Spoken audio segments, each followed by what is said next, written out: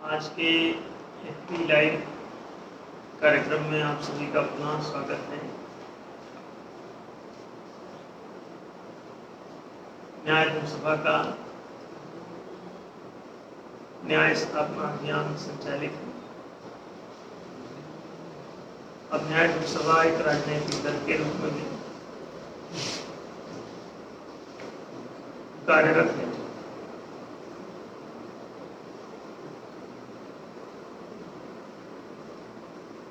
न्याय मानव जीवन की परम आवश्यकता है।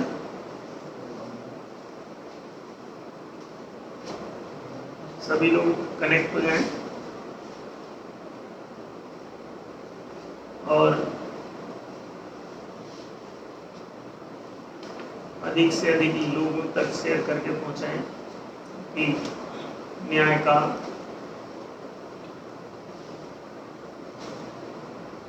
प्रसार दूर दूर तक किया जा सके।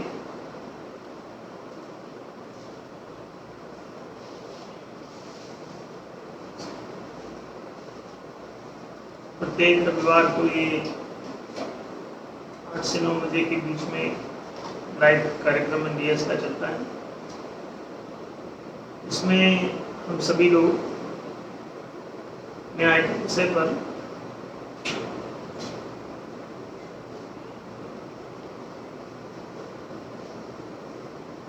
चर्चा करते हैं। न्याय सभा के इस न्याय स्थापना अभियान के बारे में बहुत कुछ जानकारी अर्जित करने का ये एक अच्छा माध्यम है। मानव जीवन पशु तुल्य नहीं रह सकता। पशुवत जीवन में संतुष्टि मानवता को नहीं मिलती। तो इसमें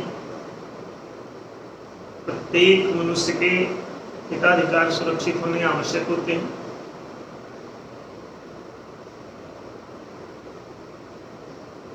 सभी के हित समान और उचित रूप से सुरक्षित रहें, यही न्याय है। और सभी लोग इस न्याय को जानते, समझते, पहचानते हैं। प्राय लोग न्याय के बारे में तो इतना ही जानकारी अधिकांश पढ़े लिखे लोगों को भी सीमित हो गई है कि जो कोर्ट कचहरी में फैसले होते हैं वही न्याय है। तो ऐसा नहीं है। न्याय बल्कि एक कंसेप्ट है, एक सिद्धांत है, एक आदर्श है। मानव जीवन व्यवहार का, मनुष्यों के बीच में व्यवहार कैसा हो, इस बात का एक आदर्श सिद्धांत सत्य के ज्ञान विज्ञान द्वारा जो विकसित और प्रकाशित हुआ है, उसके द्वारा ही समाज के सभी आचार और व्यवहार तय किए जाते हैं। न्यायतः मानव जीवन के निजी मामले, चारित्रिक मामले स्वतंत्र होते हैं और व्यवहारिक मामले प्रतिबद्ध होते हैं। तो निजी जीवन में कौन क्या खाता, पीता, पहनता, उड़ता, कैसा पूजा भजन करता, कैसी आध्यात्मिक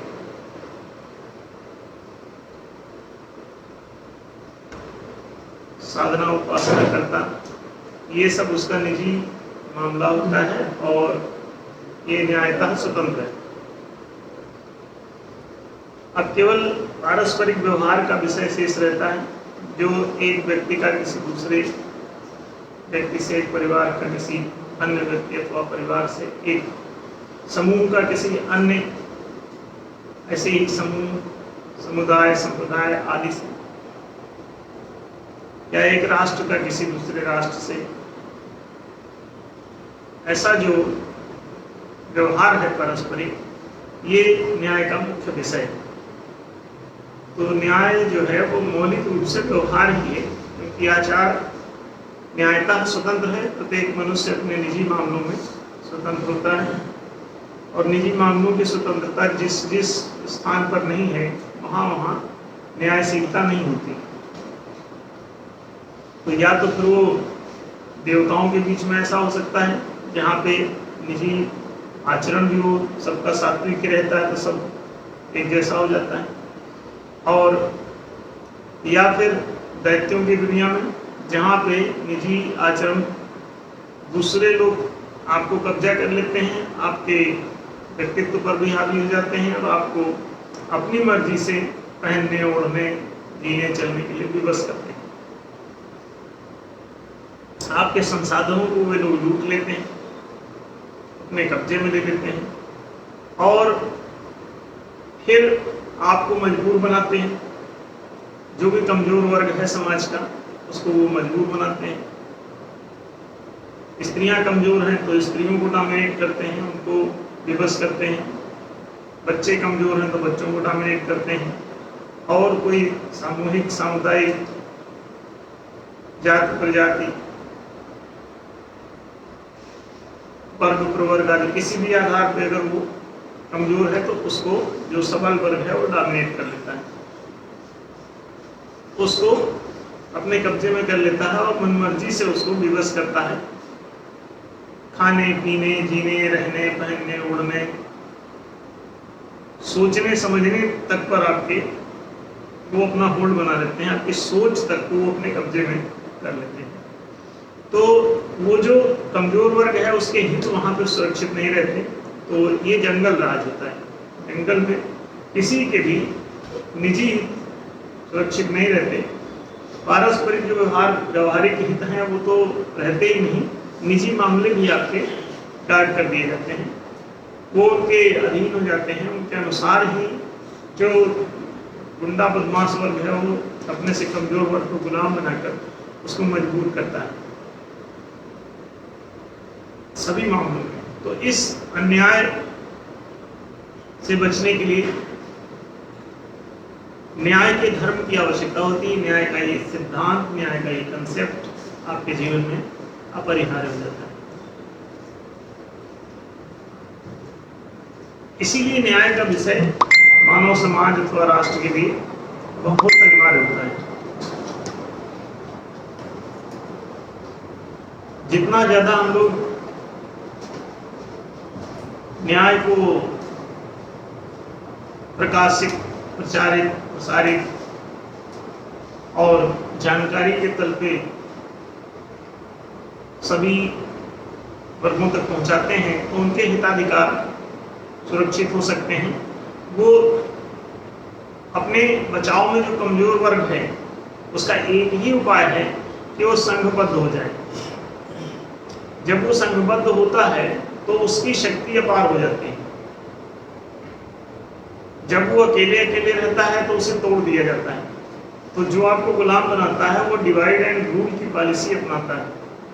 आपको एक से दूसरे को वो भड़काता है, लड़ाता है, उससे तोड़ देता है। जब वो उससे लड़ करके दुश्मनी बना लेता है उसके साथ तो अलग हो जाता है। उससे फिर अलग होने पर वो कमजोर हो जाता है। तो ये जिसने भड़काया है ये उसको अपने कब्जे में ले लेता है, उसको अलग कब्जे में लेता है, फिर इसको आके अलग से कब्जे में लेता है और दोनों को ठोकता है, दोनों को गुलाम बनाता है।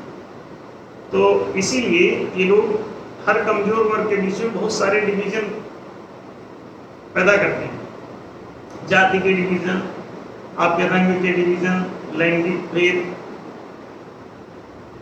फिर उनके बीच में तरह तरह के क्षेत्रगत कि तुम इस क्षेत्र के हो, उस क्षेत्र, फिर भाषागत, भाषा के आधार पर उनका डिवीजन ज़्यादा से ज़्यादा करने के, तुम असमी हो, तुम बंगाली हो, तुम गुजराती हो, तुम मराठी हो, ऐसे वो डिवीजन करते हैं। कभी भी ऐसी कोई चीज़ नहीं करते जिसके द्वारा आप यूनिफाइड हो जाए।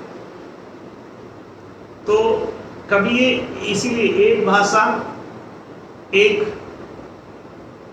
कानून, एक सिस्टम, एक राष्ट्र, एक मुद्रा, ऐसी बात वो नहीं होने देंगे। ये इधर यूरो चलाएंगे, उधर डॉलर चलाएंगे, इधर दिनार चलाएंगे, इधर रुपया चलाएंगे, उधर हर जगह अलग अलग चीजें और उन मुद्राओं के अलग अलग वैल्यूज अलग। क्यों? Just divide and rule. मौद्रिक आधार पर डिवीजन, भाषा के आधार पर डिवीजन, लैंगिक आधार पर डिवीजन, रंग के आधार पर डिवीजन, तरह तरह के डिवीजन के ये माध्यम ढूंढते रहते हैं। फिर राम के अनुयायियों का अलग डिवीजन, कबीर के अनुयायियों का अलग डिवीजन। अब देखिए, they just want to divide you and the purpose is simple, just to make you weak, आपको कमजोर बनाना। क्यों? कोई दो लोग आराम से एक बल्ली उठा रहे थे, एक आदमी आया, उसने सोचा यार ये तो बल्ली उठाने में सफल हो जाएंगे, इसको मंजिल तक पहुंचा देंगे। और वो नहीं चाहता कि ये मंजिल तक पहुंचे, क्या वो बल्ली चुराना चाह रहा हो, यहीं छूट जाए, रात भर ही पड़े तो वो पार कर देगा। तो वो उनको दोनों को अलग अलग ले गया, इसको चाय पिलाया, उसको चाय पिलाया, दोनों को अलग अलग समझाया कि देखो तुमको पतली तरफ नहीं पकड़ा है, खुद पतली तरफ पकड़ा और तुमको मोटे तरफ लगा दिया। देखो ये आदमी तुम्हारा जो है शोषण कर रहा है, तुम्हारे साथ ये अत्याचार कर रहा है। तुम सोचे हाँ यार ये कर तो रहा है। अब तुम गए तो फिर अब बेमन का उठाए, फिर उसको लिया किनारे, उसको समझाया, देखा अब वो नहीं चाहता कि ये लकड़ी जाए, तो तुम्हारा समर्थन नहीं कर रहा, तुम्हारा देखो ताकत नहीं लगा रहा है, बस ये तुम्हारा दुश्मन है, ऐसे बचो। वो भी समझ गया हाँ यार ताकत तो नहीं लगा रहा। उसको क्या मालूम कि ताकत वो क्यों नहीं लगा रहा, पहले उसको ये समझा चुका है, पतली मोटी का फर्क पता है। और दोनों पहले इस बात पर विचार भी नहीं किए थे कि किधर पतली किधर मोटी हो क्या है, वो अब बड़े आराम से लिए चले जा रहे थे, दोनों उठाए। वो दोनों गए थे इस पर सोचे भी नहीं कि बल्ली किधर पतली किधर मोटी। वो नया स्कीम लेके आया, वो तो जिधर जिससे पकड़ते बना अपना उठा लिए, दोनों चले जा रहे थे आराम से, जैसे सतपथ दौड़ता चला जा रहा था। अचानक आके एक ने पूछा कि तुम चलते कैसे हो, बस उसके बाद कहते हो नहीं चल पाया। वो आया, उसने पहले उनको दोनों को ख्याल में भी नहीं था कि क्या पतला मोटा और ये सब चिंतन का भी विषय है ना। वो तो दोनों आए आराम से, दोनों से जिधर से पकड़ते बना पकड़े, दोनों उठा के कंधे पर के चल पड़े और आराम से चले जा रहे। रास्ते में वो आदमी एक आया बदमाश किस्म का, जो ये बल्ली पार करना चाहता था, लेकिन ये दो हैं, इनसे पंगा भी नहीं ले सकता, एक कूट न दे। अब बाद में क्या हुआ, दोनों के बीच में उसने मनमुटाव उत्पन्न किया। अंत में वो उठाए तो वो ना उठाए, वो उठाए तो ना उठाए, अंत में दोनों बल्ली वहीं छोड़ के तिलक के चले गए। और बस यही वो चाहता था। जैसे ये चले गए तो वो आया, अपना अकेले बल्ली उठाया और चला गया। ना पतला देखा ना मोटा, कि किधर से पतला है किधर से मोटा है, क्या करना ना, वो तो बल्ली पार करना है। वो आया, बल्ली उठाया अपना आराम से, ये दोनों लड़ मिल के अपना एक के चले गए बल्ली। अब वो हजारों रुपए की बल्ली वो दोनों गंवा बैठे और ये फायदे में चला गया। इसने क्या काम किया, जस्ट डिवाइड एंड रूल, दोनों को अलग अलग समझाया, अलग अलग बात किया। उसको अलग बात किया ले जाकर, उसको दूसरी जगह बात किया। दोनों को प्रवचन झाड़े, दोनों को अलग अलग समझा दिया, दोनों समझ भी गए। और बात वो जो कह रहा था उनको हकीकत सी लग रही थी, हकीकत वो थी नहीं, लेकिन उनको ऐसा लगा कि यार ये तो बात तो सही कह रहा है। अब क्या वो सही कह रहा था आप बताइए, कोई तो सच में कोई मोटी पतली का विचार उनके अंदर था? वो तो जिससे जिधर उठ रहा था अपना उठाया, आराम से तुम चले जा रहे थे। ये उचित भी था कि जिधर से जिससे जिसके जिधर से भी पकड़ते बंदा अपना पकड़ लो, अपना चले जाओ, तुम्हें सोचने की जरूरत ही नहीं। जो ताकतवर था उसने कहा, वो अपना जाते पहले मोटे तरफ उठा लिया उसने कहा मुझे, मैं तो आराम से। जो कमजोर था उसने जाकर पतले तरफ उठा लिया, दोनों आराम से दौड़े चले जा रहे थे लिए। बीच में ये उपद्रवी आदमी आया, इसने कहा कहाँ जा रहा, रखो यार आराम तो कर लो, रखवा दिए बलि। अब लगा बात करने उनसे, फिर एक के साथ हंसते बोलते साइड ले गया, उसको बताया देखो तुमको मुंह की तरफ पकड़ा, वहां से यार तुम्हारे साथ अत्याचार हो, काफी थक गए होगे तुम, आओ यार पानी आने पी लो भाई, 2 मिनट तुम सुस्ताने भी न दे रहा, तुम मुंह की तरफ पकड़ा है तो सुस्ताने भी नहीं दे रहा। देखो हाँ तो सही कह रहा है, सुस्ताने तो नहीं दिया अभी तक, और ये नहीं सोच रहा है सुस्ताया तो हो गया, तो साथ ही चल रहा था। ये बात आई कहां से, इस बात की कोई जरूरत ही नहीं थी ना, उनके मन में ऐसा कोई विचार था, लेकिन इसने समझाया तो विचार भी चालू हो गए। अब वो दोनों अपने आप को बुद्धिमान मान बैठे, इसी का उसको फायदा मिला। तो ये जितनी भी आज शोषित वर्ग है 95%, ये क्यों शोषित और गुलाम है, और हजारों साल से ये गुलाम। गुलामी का लक्षण क्या है कि आज भी 95% लोगों के पास अपना खुद का रोजगार नहीं है। जब आप संसाधन विहीन, रोजगार विहीन होते हैं तो आपको नौकरी करना पड़ता है, मजदूरी करना पड़ता है, दूसरे के घर में जाके आपको झाड़ू पोछा करना पड़ता है।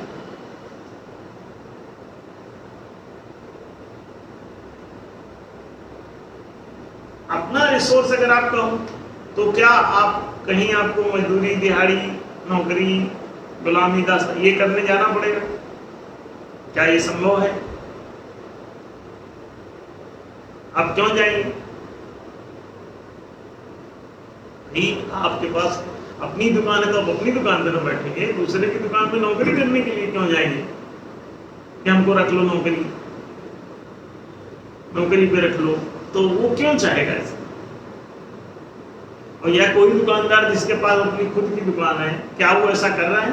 कहीं बाहर जा रहा नहीं, दूसरे की दुकान पे नौकर बनने के लिए क्यों जाएगा? उसकी तो अपनी है। जिस किसान के पास अपनी जमीन होगी, क्या वो कहीं दूसरे की जमीन पे काम करने जाएगा? और क्यों जाएगा? उसकी तो अपनी पड़ी है। ये सब विचार करके देखो। तो गुलामी का लक्षण क्या है? गुलाम अंग्रेज नहीं बनाता, गुलाम मुगल नहीं बनाता, गुलाम कोई सिख नहीं बनाता, गुलाम कोई ईसाई नहीं बनाता, गुलाम कोई हिंदू भी नहीं बनाता। फिर गुलाम बनाता कौन है? गुलाम होते कैसे? गुलामी का एक ही लक्षण है कि तुम्हारा खुद का अपना रिसोर्स, आय स्रोत, संसाधन, या सरल भाषा में रोजगार, खुद का, खुद की मिल्कियत वाला नहीं है। अच्छा, अगर ये नहीं है तो आप अपने आप को चाहे जितना कंघी करो और चाहे जितना पाउडर लगाओ, चाहे जितना जूता मोजा टाई पहनो और अपने आप को बड़ा कुछ भी समझे घूमो, रहते गुलाम।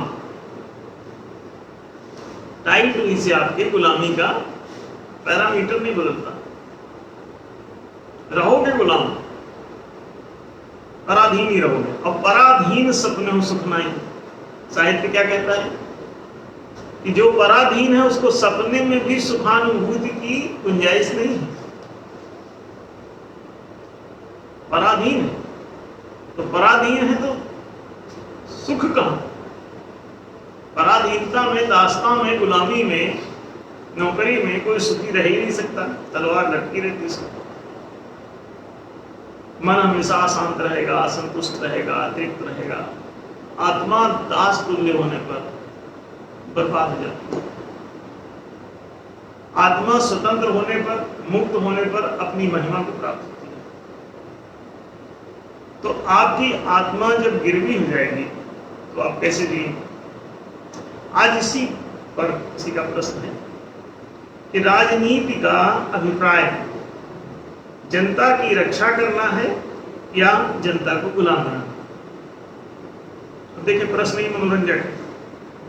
ये प्रश्न ये गुलामी और आजादी के ही मुद्दे पर है, लेकिन शुरुआत करता है कि ये राजनीति, प्रश्न पूछा जा रहा है, क्या राजनीति का अभिप्राय जनता की रक्षा करना है अथवा जनता को गुलाम बनाना?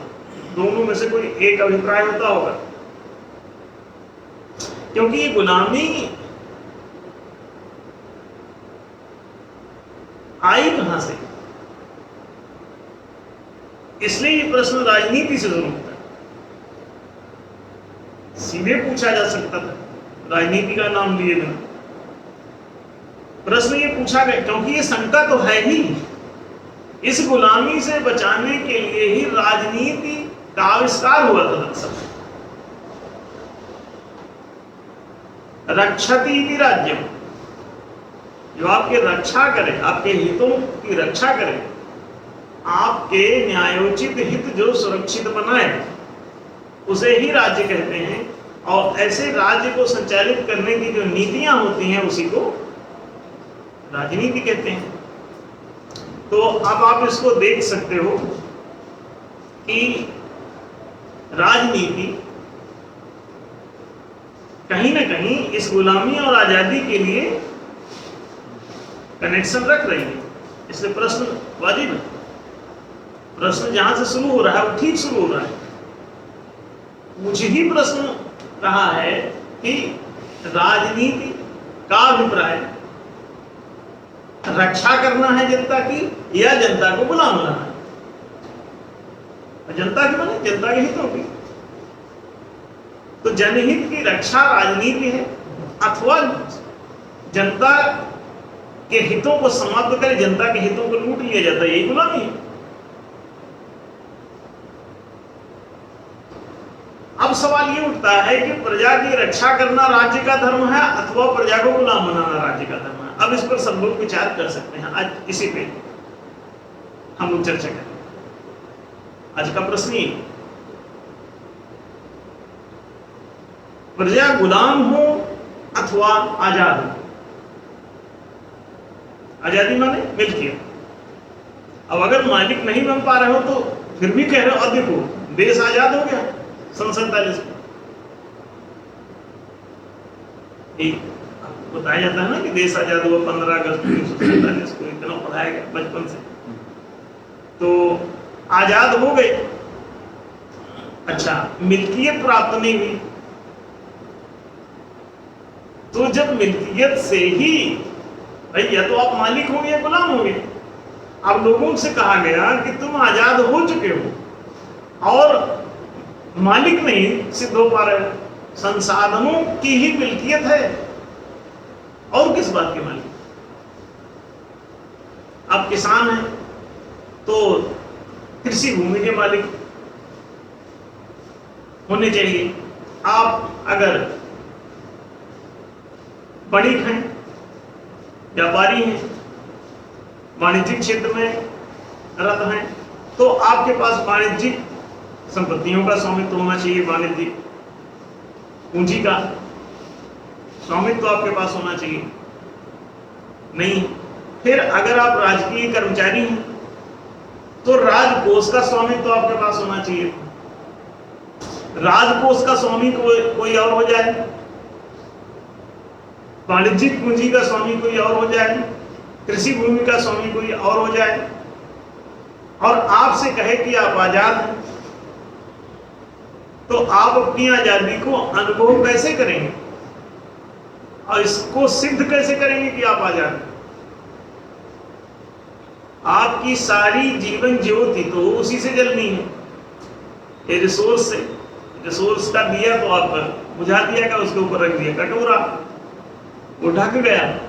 अब कटोरे पे चढ़ा बैठा हुआ है कोई दूसरा आदमी, उसके कब्जे में उस कटोरे के नीचे आपका रिसोर्स का दिया जल रहा है। अब आप चारों तरफ फड़फड़ाइए उसके पतंगे की तरह, और दिए को टच नहीं कर पाएंगे, और ज्यादा नजदीक जाएंगे तो मुंह और जला लेते हैं। ज्यादा रिसोर्स के नजदीक गए तो मुंह जल गया, कई बार कुर्बान भी हो जाते हैं। तो आप पतंगे की तरह दिए पे कुर्बान होते रहते हैं, और दिए को हासिल करना ही चाह रहा होगा पतिंगा, नहीं तो काहे के लिए जा रहा है। तो दिए को हासिल करने जैसे जैसे वो जाता है उसके नजदीक, वैसे वैसे उसका मुंह फूक जाता है, मौत का शिकार हो जाता है। लेकिन रिसोर्स उसके हाथ में नहीं आता, तो दिया रिसोर्स का दूर ही रह जाता है। विचार करके देखिए, अब वो जाली भी कई बार ऊपर से ढके बैठा है, तो दिख तो जाता है कि दिया तो जल रहा है और चारों तरफ आके मुंह टकरा रहा है जाली से, और वो उस पर कब्जा जमाए बैठा है जाली के ऊपर। आप टकराते रहिए चारों तरफ से, जितना टकराएंगे और अपने मुंह को जलाएंगे और मुंह काला करेंगे और मुंह काला करेंगे, लेकिन हाथ लगेगा कुछ नहीं। अब यहां पर जरूरत काहे की थी? राजनीति की। कि कोई रक्षा नीति आए जो इन पतंगों को बचाए और इनका सबका अपना अपना दिया इनके पास उपलब्ध करा दे, और कहे कि तुम कहां दौड़ दौड़ कर, तुम अपनी जगह पर जाओ, दिया वहीं मिलेगा, दिया वहीं पहुंच जाएगा, जाओ घर जाओ। राजनीति क्या है? जो कहती है कि बच्चों तुम अपने अपने घर जाओ, यहाँ पर दिए पर माथा मत पटको, यहाँ जाली लगा रखा किसी ने और उस पर लदा बैठा है, तुम इसे छू भी नहीं पाओगे, जाली हो गई है गरम और टकराओगे, फूक जाओगे, कोई पंखा जल जाएगा, मुंह जल जाएगा, सब काले पड़ जाओगे, इससे अच्छा पीछे हटो, अपनी अपनी जगह पर जाओ और इसकी गुलामी भी करने मत आओ, इसमें मुंह रगड़ रगड़ के तुम्हारा जाली में लाल कर देगा ये, इसके रिसोर्स में कहेगा आओ इसी पर माथा पटको, उसके रिसोर्स में माथा पटक पटक के मत मरो भाई, बाहर हटो। और ये जो तुम उसके रिसोर्स पे माथा पटक रहे हो, दौड़ दौड़ के नौकरी कर रहे हो उसी में, हर पतंगा आके उसी पर न्यौछावर हो रहा है, और इसीलिए उसका कब्जा है। नहीं तो वो दिया में तेल नहीं डाल पाएगा, उसका दिया जाएगा बुझ।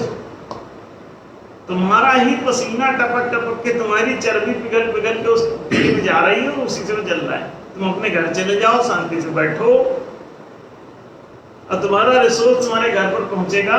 ये किसका प्रॉमिस है? राजनीति का। लेकिन जब इस पे जो जाली लगा के और जो कब्जा लगाया बैठा है वो कोई राजनीति ही बैठी हुई हो, माने कोई राजनेता ही उसको कब्जा कहीं बैठा हो, तो कैसे करोगे? अब यहां पर यह प्रश्न पूछा गया है इसी स्थिति के कारण कि राजनीति, क्योंकि प्रश्न उठा क्यों पूछा जा रहा है, इससे तो शंका हो ही गई कि कहीं राजनीति ही तो नहीं बैठी हुई है इसके ऊपर, जाली ढक के रिसोर्स के दिए पर, और सबको मुंह टकरवा रही है उसी पे। तो जिसको रक्षा करना था वही तो कहीं भक्षण नहीं कर रहा, रक्षण की जगह भक्षण पे तो नहीं उतर गया। तो राजनीति कहीं गुलाम बनाने की नीति तो नहीं हो गई, जो तुमको रिसोर्स का मालिक बनाने में, वो रिसोर्स पे गुलाम तो नहीं बनाने लग गई है। ये छोटा सा प्रश्न लेकिन बहुत बड़ा अर्थ लिए।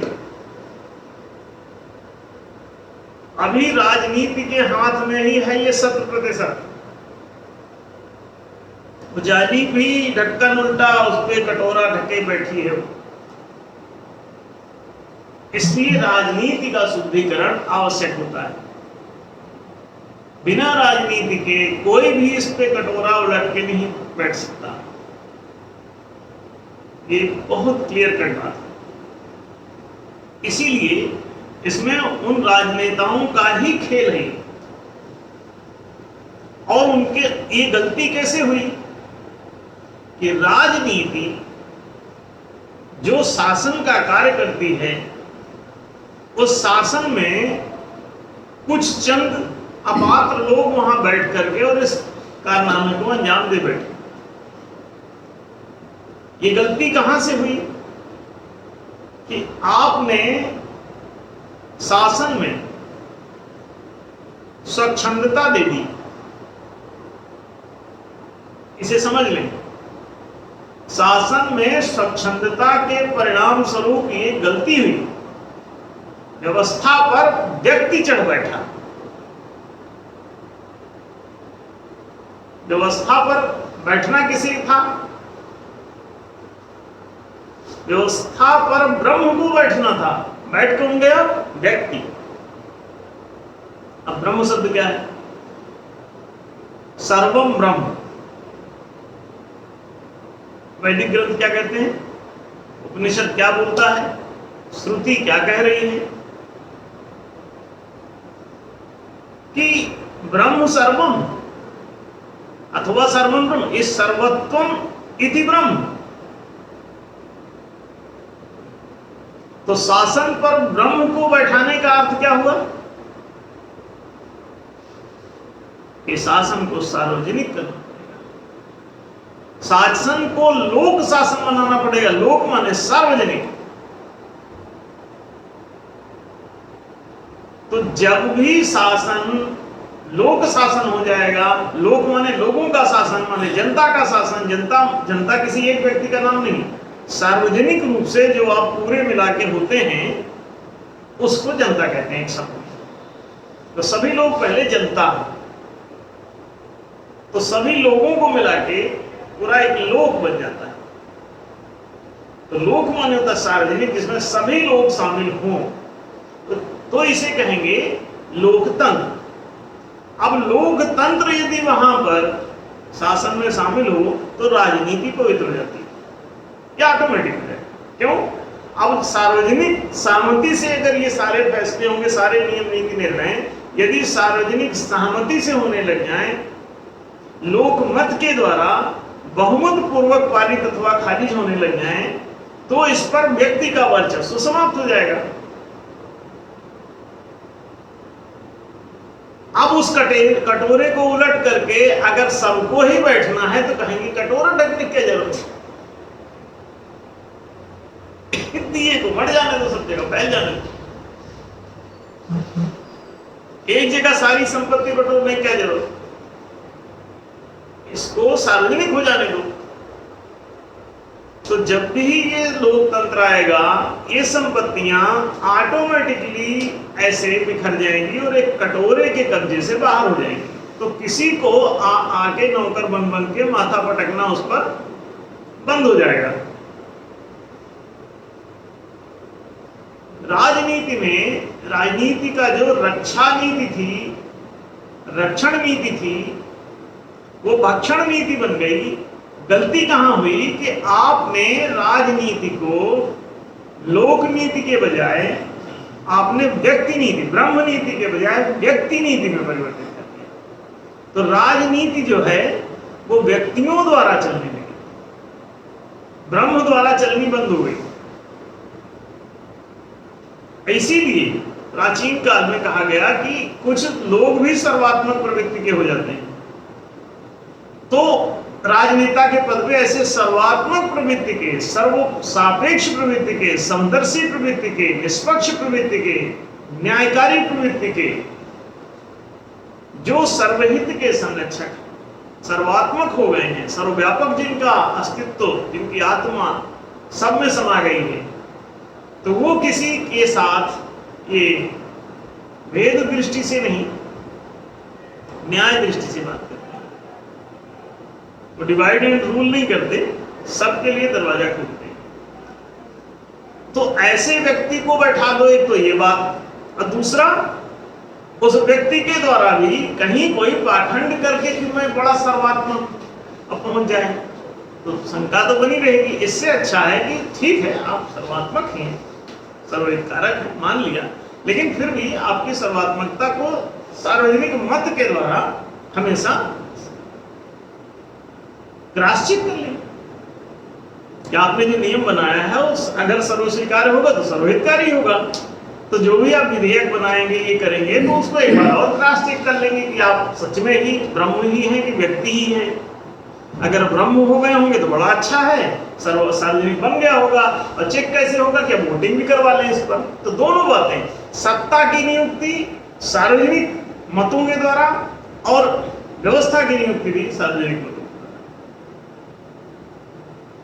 और उसके पहले सत्ता की परीक्षा भी, अब व्यवस्था की भी परीक्षा करनी कि न्याय की कसौटी को उसको भी कसवा लिया करो, जो बड़ विद्वान उनसे पूछवा लो, थोड़ा सा योग्य हो गया आप, फिर उसके बाद इसकी वोटिंग भी करवा लो, सब तरह से पवित्रता की तरफ ले जाओ इसे।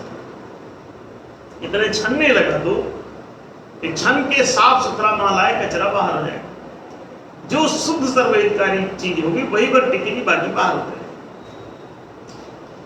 तो राजनीति को न्याय नीति बनाने के लिए आपको शासन को लोकतांत्रिक बनाना होगा। अदरवाइज राजनीति का अभिप्राय न चाहते हुए भी रक्षण नीति के स्थान पर भक्षण नीति हो जाएगा, और राजनीति ही गुलाम बनाने की क्रिया की तरफ बढ़ जाएगी।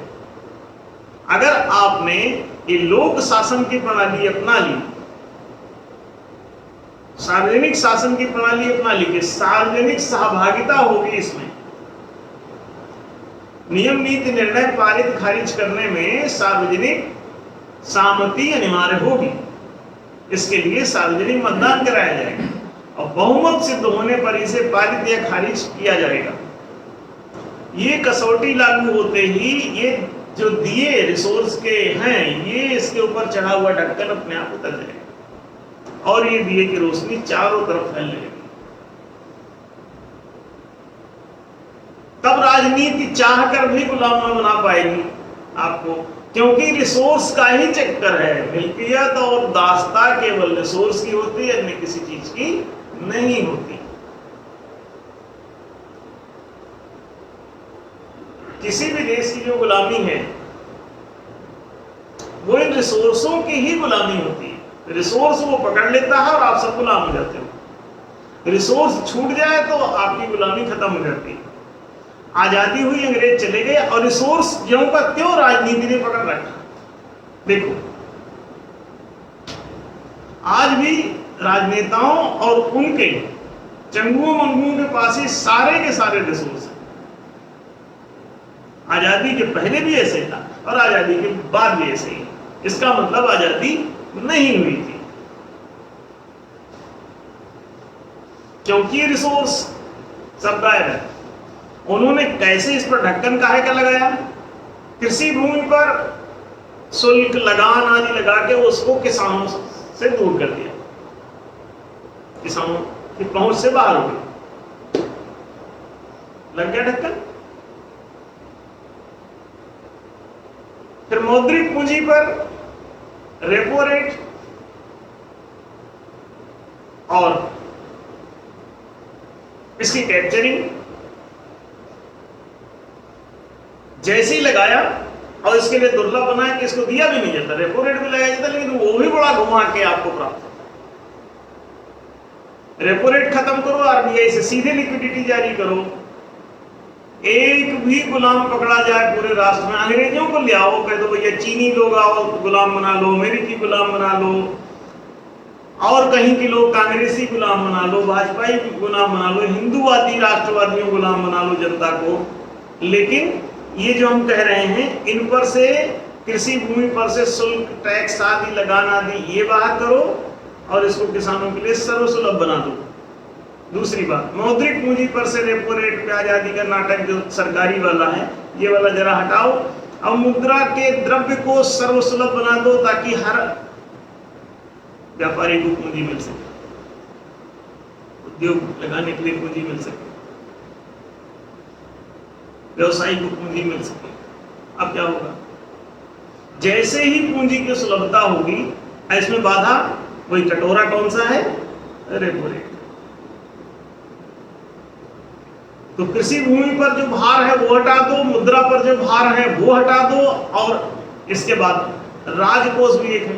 तो ये सरकारी कर्मचारियों का राजकोष पर समान स्वामित्व दे दो तो इनका वेतन ऑटोमेटिकली समान हो जाएगा। और जब चंद लोग उस पर कब्जा कर लेंगे तो मन मर्जी से वेतन इनको देंगे, क्योंकि मालिक तो है नहीं उसका। तो किसी को 2000, किसी को 3000 और किसी को 2 लाख, किसी को 10 लाख। तो अधिकांश 80% को तो ऐसे ही चुन्नू मुन्नू सैलरी दी जाती है, और बाकी ऊपर के 15-20% लोग पूरी सैलरी बटोर के पूरा धन सब घर खींच ले जाते हैं। आज भी ऐसा ही हो रहा है, सभी देशों में हो रहा है। कटोरा उल्टा करके कुछ लोग लदे हुए हैं उसके ऊपर। ये जरा इस पर से, इन तीनों पर से जो हमने कहा, ये हटाओ जरा। ये कैसे हटेंगे? चौथे के कारण। चौथा जो विधान है,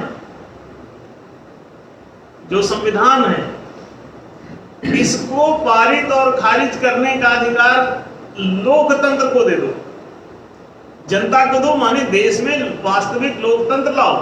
झूठ बोल करके लोकतंत्र है चलाते राजतंत्र हो। कितनी चालाकी! मतलब फोटो कॉपी दे रहे हो रोटी, अब कह रहे हो खाओ बेटा, मस्त रहो, तंदुरुस्त बनो, रोज रोटी खाया करो, और खा भी रहा है फोटो कॉपी। तंदुरुस्ती नहीं आ रही। अरे तुम फोटो कॉपी दे रहे हो यार रोटी, ओरिजिनल रोटी उसे चाहिए गेहूं वाली। तुम एक रोटी रखे हो, उसका फोटो खींच लिए और उसको दे रहे हो, ये लो खाओ, देखो है सुंदर। और बोला हाँ बहुत सुंदर है, बस। अब ये मत कहना कि तुमको रोटी नहीं दी। तो ये बहुत समझ का विषय है। गड़बड़ियां लगातार होती चली जा रही। आप लोग नहीं समझ पा रहे हैं कि ये तीनों जो समस्याएं हैं, तीनों जो भार हैं, भूमि, कृषि भूमि के ऊपर भार, फिर मौद्रिक पूंजी के ऊपर भार, फिर राजकोष के ऊपर भार, ये तीनों को इस तरह से कटोरे के अंदर ले लिए।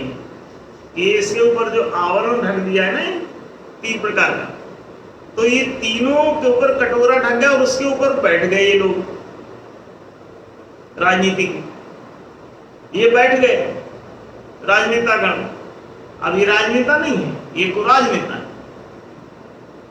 कूटनीतिक लोग हैं, ये राजनीतिक नहीं है। तो एक गुलाम बना लिया है। और गुलाम कैसे बना? बड़ी सफाई से इन तीनों के ऊपर थोप दो, ये सब गुलाम अपने आप हैं। माथा पटक पटक के आके इसके ऊपर कटोरे के ऊपर मरते रहे। कटोरे पे लदे वो लोग बैठे, नीचे तीनों रिसोर्स। आया कहां से? ये लगाने में सफल कैसे हो गए? चौथे वाले के कारण। ये जो चौथा था, जो व्यवस्था संवैधानिक होती है, तो ये जो संविधान में ये लफड़ा हो गया, नियम नीति निर्णय में जो लफड़ा हो गया, कि इसको आप लोकतांत्रिक ना बना करके व्यक्तितांत्रिक हो गया। किसी व्यक्ति का, किसी वंश का, किसी दल का इस पर कब्जा हो गया। आज भी है नहीं है? पूरी शासन व्यवस्था पर किसी, या तो व्यक्ति का कब्जा है, ऑल ओवर द वर्ल्ड नजर डालो, या तो किसी व्यक्ति का कब्जा है, या किसी वंश का कब्जा है, या किसी दल का कब्जा है। ऐसा है या नहीं? तो कैसे ये कब्जा इनका बन गया? क्योंकि चौथा जो काम था, नियम नीति में जो व्यवस्था थी, आप उसको लोकतांत्रिक ना बना सके, उसमें ब्रह्म ना बैठा सके, तो व्यक्ति बैठते। ब्रह्म था सर्वम खलविदम ब्रह्म, ये सारे मिला करके ये ब्रह्म बैठता था। माने सारी जनता के हाथ में यदि शासन उनकी सहमति से चलने लग जाए तो किसका शासन कहलाएगा? ब्रह्म का शासन, ईश्वर का शासन, परमात्मा का शासन, परमेश्वर का शासन, माने न्याय का शासन। ईश्वर न्यायकारी, निष्पक्ष, सर्वव्यापी, सर्वसापेक्ष है। इसीलिए किसी दो पक्ष के बीच में पक्षपात नहीं करता। वो सर्वव्यापी होने का उसके लिए सब उतने ही। ईश्वर का तो उद्घोष ही सब मम प्रिय सब मम प्रजाए, उसको समान रूप से सब प्रिय।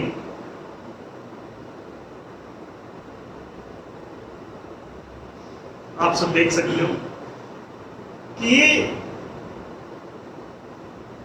ब्रह्म और व्यक्ति का शासन का अंतराल है। बस वो उल्टे कटोरे पर जब व्यक्ति बैठ जाएगा तो सबके रिसोर्स उसके नीचे फंस जाएंगे।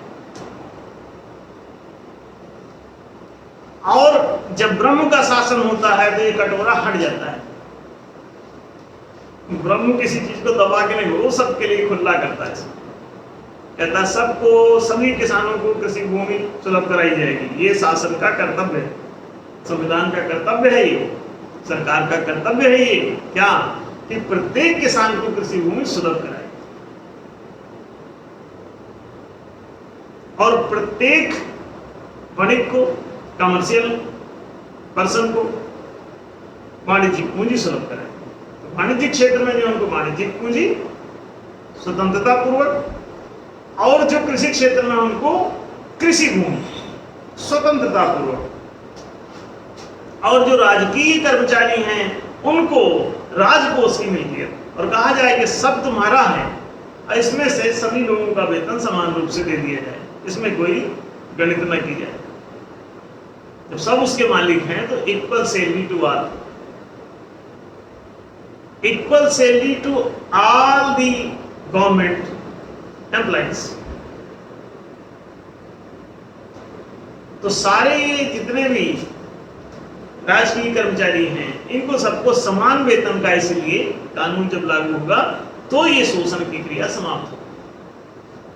और ये तीनों कैसे होंगे, कृषि भूमि, मौद्रिक पूंजी और ये राजकीय वेतन कैसे स्वतंत्र होगा, कैसे इस पर से कटोरा उतरेगा? जब आप संविधान को लोकतांत्रिक बनाएंगे।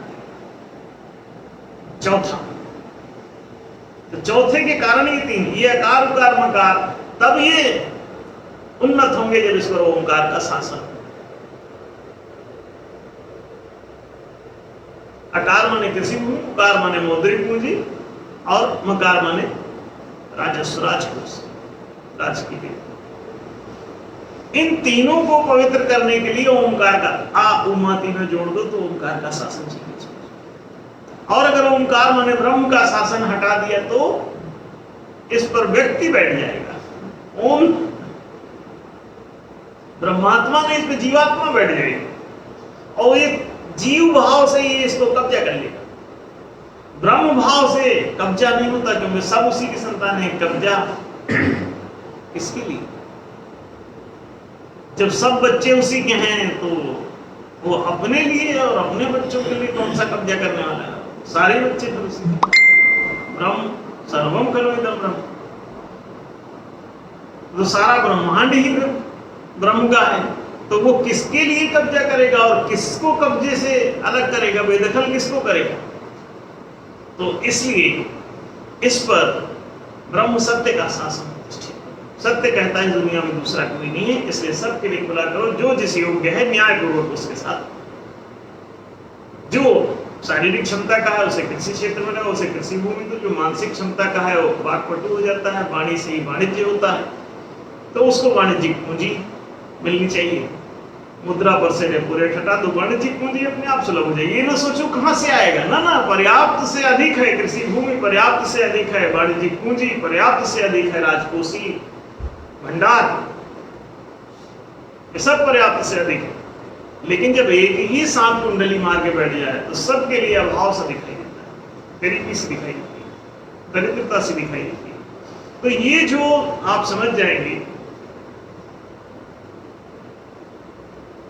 इसके पूरे सिस्टम को, तो इसको ठीक से लागू कर लेंगे। और इसके लिए सिर्फ जो हमने महालोकतंत्र दिया कि 12 मताधिकार दे दो जनता को, और नियम नीति निर्णय भी पारित करने का, उसे पारित या खारिज करने का उसे जनमत द्वारा अधिकार दे दो, ये सब स्वतंत्र हो जाएगा। फिर अंग्रेजों को नहीं खदेड़ना, मतलब लोकतंत्र ले आओ, कोई अंग्रेज को खदेड़ने की क्या जरूरत है? अंग्रेजों भारत छोड़ो आंदोलन चलाने की क्या जरूरत है? मुगलों भारत छोड़ो आंदोलन चलाने की क्या जरूरत है? कोई मुगल बनेगा भी क्यों? जो जैसा है वो नॉर्मल आदमी बना रहेगा। काहे का मुगल, काहे का सिख, काहे का ईसाई, काहे का बौद्ध, काहे का जैन, काहे का हिंदू, इस टाइप का कोई आदमी नहीं मिलेगा। आप महालोकतंत्र लागू कर दो, एक भी ना हिंदू का पता चलेगा ना मुसलमान का। क्यों? सब ये सारी जनता रहेगी, जनता पारित खारिज नियम नीति अपना निर्णय करती रहेगी सार्वजनिक बहुमत से।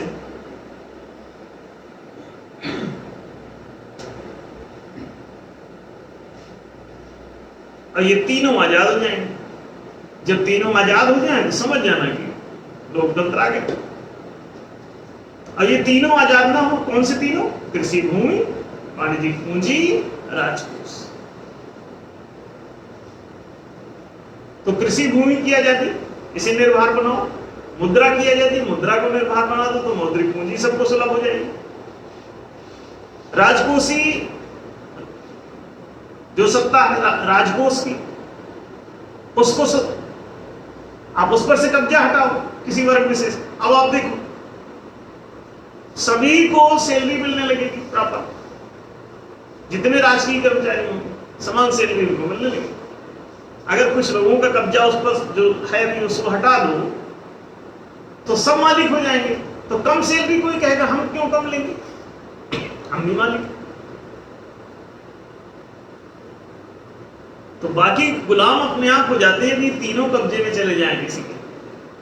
तो राजनीति अगर दुष्ट बैठ जाए वहां तो ये तीनों उसी कटोरे के अंदर बैठ जाते।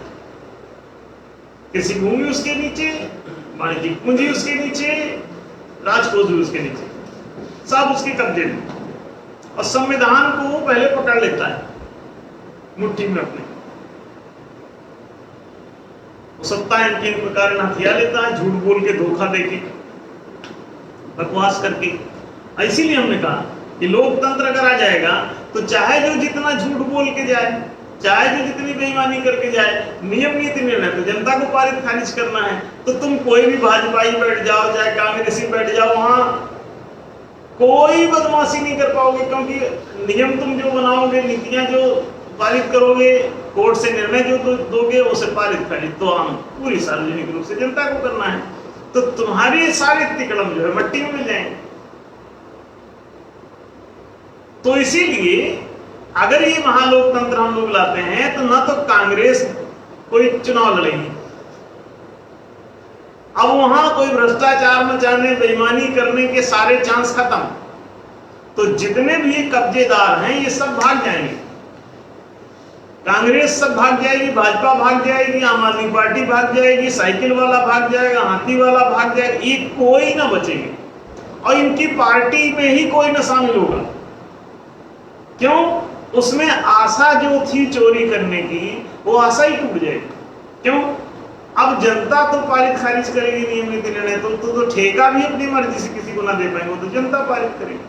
पता नहीं किसका ठेका पारित कर दे, किसका खारिज कर दे। घूस दे दिया तुमको और तुमने ठेका दे दिया, जनता ने कहा ना, तो तुमको घूस दे नहीं, तो कह रही इनकी से तो हो गई नहीं, तो इससे अच्छा जनता को छूट दे दो। तो कहेगा जनता को सबको एक एक जीबी देंगे डाटा, तो अगर हमको ठेका मिलेगा तो जनता कहेगी हाँ हाँ तो तुम्ही को मिलेगा। तो जो घूस ये इनको देते थे कटोरा के ऊपर बैठे हुए लोगों को, अब वो जनता को दिया करेंगे व्यवहार। तो जनता को मिला करेगी छूट, तो घूस की जगह ये छूट हो जाएगी। घूस की जगह इसका नाम हो जाएगा छूट। तो जनता को छूट देगा वो, इसलिए उसको ठेका दिया। हाँ तो कहेगा हाँ हमको दोगे तो हम सब करके देंगे अच्छा। और जनता को छूट दे तो जनता तब वोट देगी, नहीं तो फिर हम क्यों वोट देते। अब ठेका कैसे देगा? तो भैया उनके सारे जितने भी कमीशन के स्रोत हैं लोकतंत्र ये खत्म कर दे। इसीलिए वो साइलेंट है बेचारे, परेशान है कि यार ये कहाँ महालोकतंत्र का बवाल 53 नंबर प्रस्ताव एनडीए वाले लेके आ गए। अब बड़ा परेशान है। हम लोग जनता को समझा, अच्छा जनता जैसे ही इसको समझ जाएगी इसके अलावा किसी को वोट न देगी।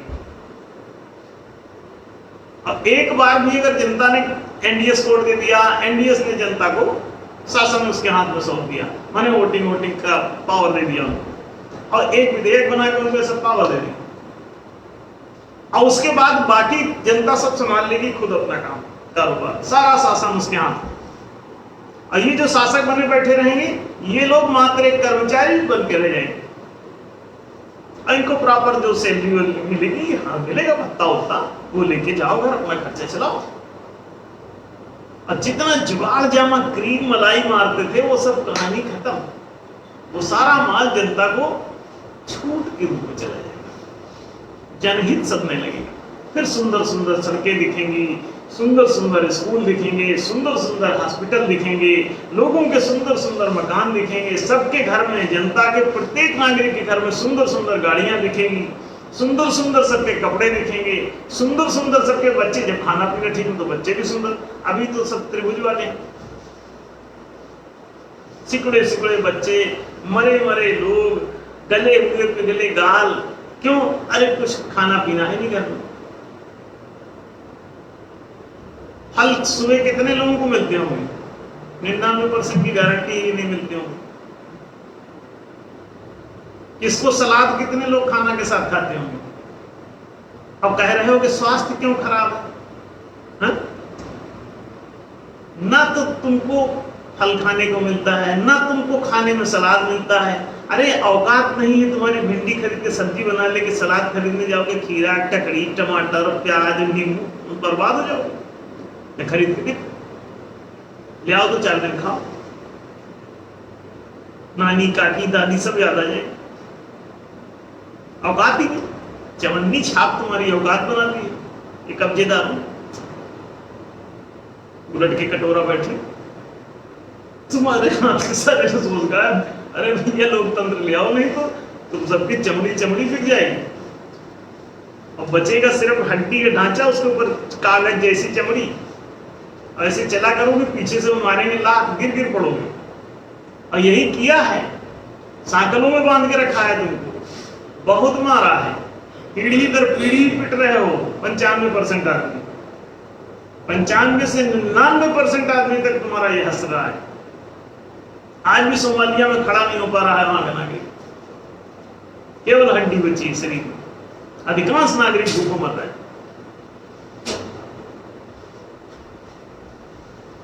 भारत भी जाने कितने लोकतंत्र आया, इसलिए थोड़ा बहुत खाना पीना आपको मिलने लगा, नहीं तो सब भूखों मरते थे। बंगाल भूखों मरता, गुजरात भूखों मरता, सारा हर प्रदेश भूखों मरता, असम भूखों मरता, नागालैंड नंगा घूमता। कहां गरीबी नहीं, चौतरफा गरीबी। क्यों? सब समुद्र पर कब्जा तमाम लोगों का, तो कहां से भैया जलराशि मिले, धनराशि सब तक कैसे पहुंचेगा? वो तो सारा बादल को भी नीचे से लगा लेते थे टीना और अपने घर में उतार लेते थे जो बरसात। तो इसलिए सारी धरती सूखी, भूखमरे लोग। तो न्यायोचित वितरण का सिद्धांत तब आएगा जब जनता के हाथ में शासन जाएगा। जनता बेईमान नहीं होती। जनता कैसे बेईमान?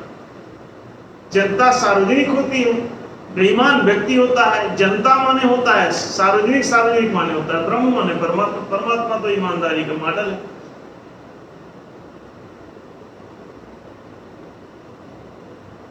सत्य को ही ब्रह्म कहते हैं, बेईमानी का, ईमान को ही सत्य कहते हैं, मोहब्बत को ही प्रेम कहते हैं, इंसाफ को ही न्याय कहते हैं,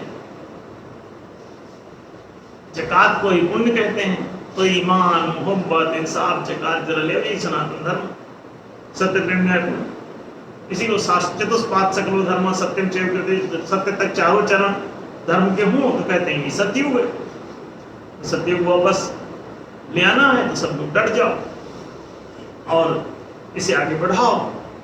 न्याय स्थापना अभियान को एनडीए जिंदाबाद करो, अब घर घर पहुंचाओ, सभी लोग ले जाओ, खूब इसका शेयर करो, सभी जगह पहुंचाओ और इस जगत को इस पीड़ा से बचाओ, गरीबी से बचाओ, भुखमरी से बचाओ, बेरोजगारी से बचाओ, सबको अनपढ़ रहने से बचाओ, सबको शिक्षा, सबको रोजगार, सबको सुविधा, सबको संरक्षण प्राप्त हो सकता है। न्याय को प्रतिष्ठित करो। तो आज ये प्रश्न का उत्तर सबको स्पष्ट हुआ होगा कि राजनीति का अभिप्राय जनता की रक्षा करना है या जनता को गुलाम बनाना। आंसर मिल गया होगा ठीक से। और जिस किसी को इस पर और कभी चर्चा करनी होगी तो दोबारा आज का समय समाप्त हो रहा है।